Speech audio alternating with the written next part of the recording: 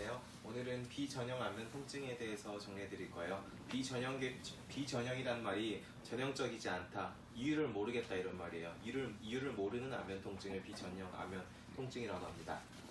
이런 경우가 있어요. 얼굴이 아픈데 원인이 밝혀지질 않아요. 얼굴이 아파서 이게 이빨이 문제인가 하면서 치과도 가보고, 뭐 이비인후과에 문제가 있나 이비인후과도 가보고, 뭐 신경에 문제가 있나 하면서 뭐 정형외과도 가보고, 뭐 여기저기 가보는데 원인이 없는 거죠. 이럴 때 비전형 안면 통증이라고 하고요. 주로 기질적 원인이 밝혀지지 않아요. 뭐 근전도에도 아무 이상이 없고, 신경 문제도 없고, 아무 문제가 안 나오고요. 경력이랑 신체 검사, 이학적 검사 뭐 이런 거 다 해봐도 이상이 안 나오겠죠. 원인이 없으니까.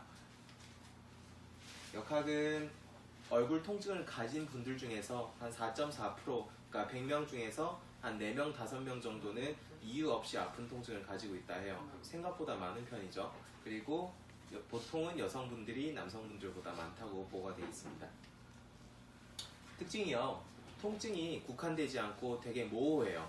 뭐 예를 들어 우리 이빨이 아프다 하면 이빨이 아파 이러잖아요. 딱 여기가 아프잖아요. 여기가 찌릿하면 여기가 찌릿해요. 이런 식으로 표현하시죠. 근데 이거는 어딘지 모르겠는데 아파요. 이런 식으로 표현하는 게 일반적이고요. 이제 얼굴 안쪽 조직이나 뼈 부위에서 계속 뭔가 후끈거리고 화끈거린다든지 뭐 시큰거린다든지 둔하게 계속 아프다든지 이런 식의 통증이 나오게 되고, 주로는 양쪽으로 많이 와요. 입 주변으로 양쪽으로 뭔가 불편한 이런 감각이 많이 생기고요.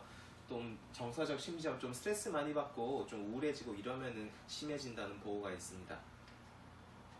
진단은 이렇게 해요. 일단은 매일 2시간 이상 3개월 정도 이런 통증이 계속 될 때 뭔가 이상이 있구나 하면서 판단을 하고, 거기에서 이제 여러 검사를 해봤는데 치과적 원인도 아니고 다른 두통 같은 것도 아니고 아무 문제가 안 나오는 거예요. 이러면 이제 비전형 안면 통증이라고 진단을 하게 되고요. 그래서 요거 진단할 때는 이것도 아니고 이것도 아니고 이것도 아니고 이것도 아니니까 비전형 안면 통증인가 보다, 이런 식으로 진단을 내리게 되는 겁니다.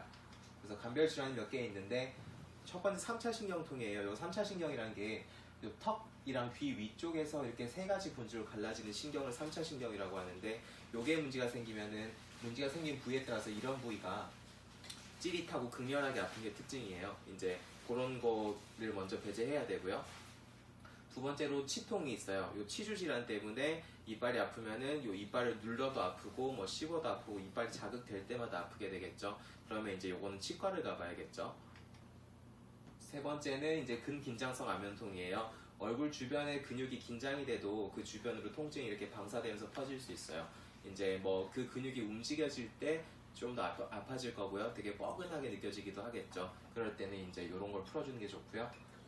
네 번째 신경혈관성 안면통증이에요. 요거는 신경이랑 얼굴 주변으로 가는 신경이 있고 그 주변에 혈관이 있는데, 어떤 이유에 있어서 이 혈관이 박동할 때마다 이 신경을 툭툭 건드리는 거예요. 그럼 건드릴 때마다 되게 찌릿하거나 아프거나 할 거잖아요. 그래서 요건 심장 박동 따라서 좀 욱신 이런 식으로 아픈 게 좀 특징이고요. 주로는 양쪽으로 안 오고 한쪽으로 오는 경우가 훨씬 흔합니다.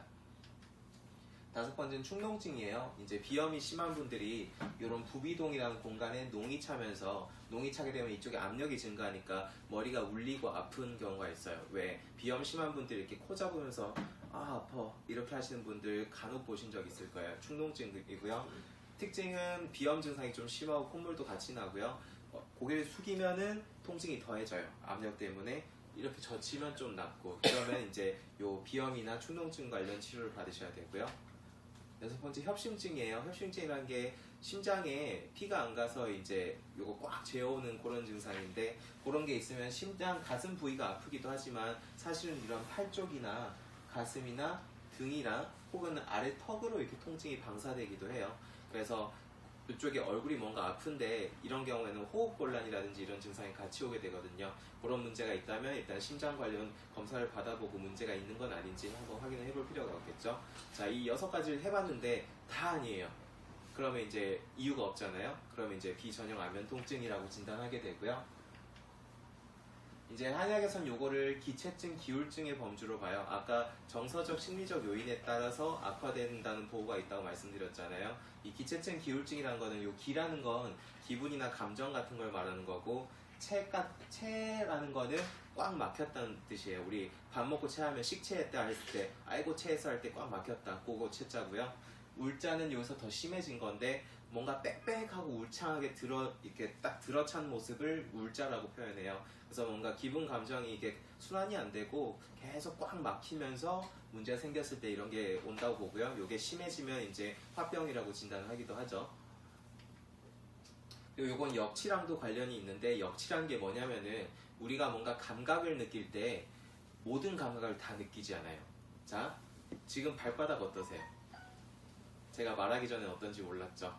네, 평소에 뇌에서 지금 내가 느낄 수 있는 감각을 다 느끼고 있는 게 아니에요. 10%도 느끼고 있지 않아요. 근데 뭔가 그거에 자극이 오거나 하면은 좀 느끼게 되거든요.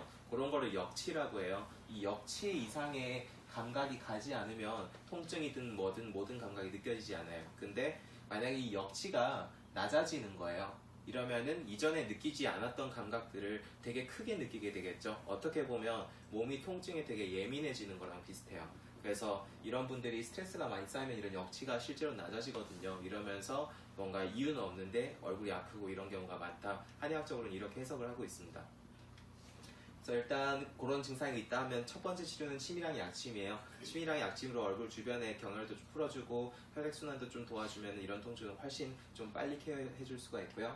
두 번째로 한약이에요. 한약은 이기해요라는 한약을 쓰는데 이 이기라는 거는 기를 조화롭게 좀 다스려준다 이런 뜻이고요. 해오한다는 거는 빽빽하게 들어찬 거를 좀 느슨하게 해준다 이런 의미예요. 그래서 뭔가 이렇게 스트레스 많이 받고 이런 기분 감정이 꽉 차 있는 거를 한약을 통해서 좀 풀어내면은 이런 통증들을 훨씬 빨리 가라앉힐 수가 있습니다. 네, 여기까지 비전형 안면 통증에 대해서 간단히 말씀드렸고요. 100명 중에 4, 5명이면은 그렇게 적은 숫자가 아닙니다. 꽤 많은 숫자고요. 실제로 이런 분들이 이유는 없는데 계속 아프니까 치과도 가보고 여기도 가보고 저기도 가보고 막 여기저기 돌아다니고 있는 경우가 굉장히 많습니다. 한의원에서도 충분히 도움될 수 있는 치료가 많이 있으니까 적극적으로 이용해 보셨으면 좋겠고요.